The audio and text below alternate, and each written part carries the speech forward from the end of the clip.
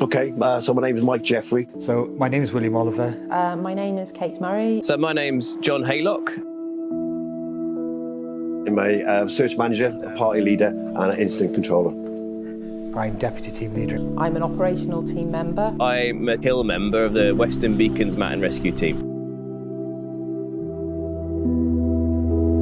I'd wanted to be in mountain rescue for many years. The deciding factor was that I had the capacity and the time to be able to commit. Our former team leader unfortunately lost his life during a rescue on Pen y Fan. This year will be the 40th anniversary of that. It is a real challenge for us to keep the vehicles on the road, replacing equipment when it needs replacing. The camaraderie amongst the team members is one of the most rewarding parts of the team.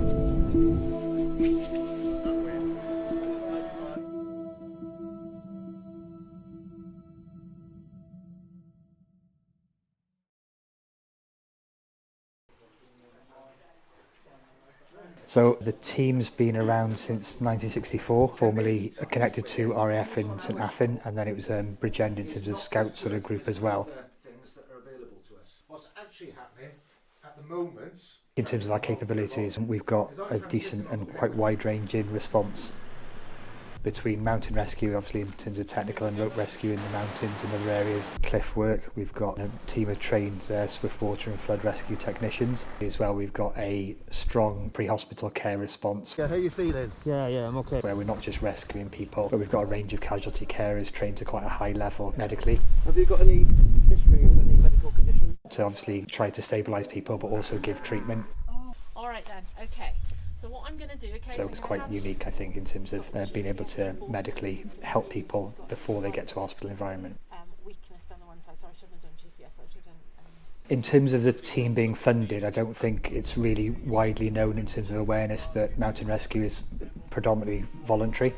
So we don't only get expenses for our call-outs, but obviously the kit that we use and then the training that we have to undertake to remain a professional service mean that it's sort of operating costs run at about £30,000 a year. It is a constant struggle to try and find funding to keep the team going. It would always be nice to have funding, knowing the money was going to come in to help us out. From what I've witnessed so far, I think team members get so much from it being a voluntary organisation. From volunteering and giving your time is a really powerful aspect of being a part of the team. I think the specialness of being in mountain rescue is driven by the passion. I think if it became a paid area, it would completely change the dynamic. Most of us come here, do it for the love of the job and to give something back to the community. But the camaraderie amongst the team members is by far one of the most rewarding parts of being a member of the team. We need to replace things like technical equipment for rope rescue and ropes, as well as then larger items such as vehicles every so often. So we're completely reliant on the generosity of the public and sort of businesses and grants to try and get that funding in. The other bit we do, try to raise awareness as well in terms of community groups and go and speak to schools and different groups just to try and give a bit more of a safety message, I suppose, in terms of how to prevent anything happening untoward so you don't need us in the first place. Anything can happen to anybody. Our former team leader, Mike Ruddle, unfortunately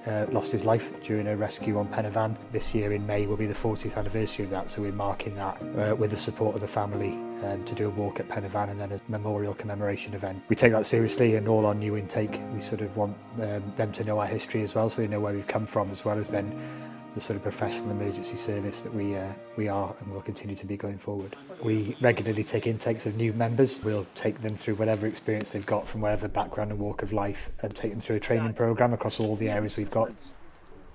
So navigation, search technique, managing the control, our call-out procedure, technical rope rescue stuff. Also need to do is equalise the height. There's been tons to learn about how the team operates, so it's been really interesting learning that aspect of things. It's a really well structured, put together programme that gives us all the skills and competencies. Getting some training from some really super experienced team members has definitely been a highlight for me.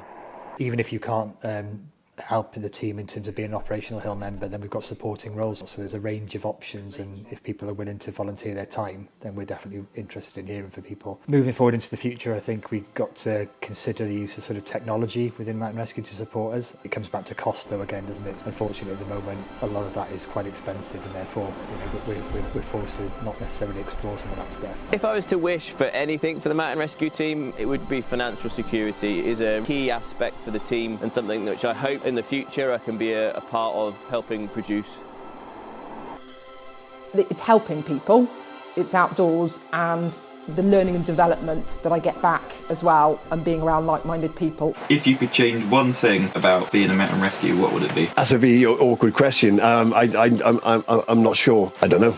To be honest, I don't know what I would change.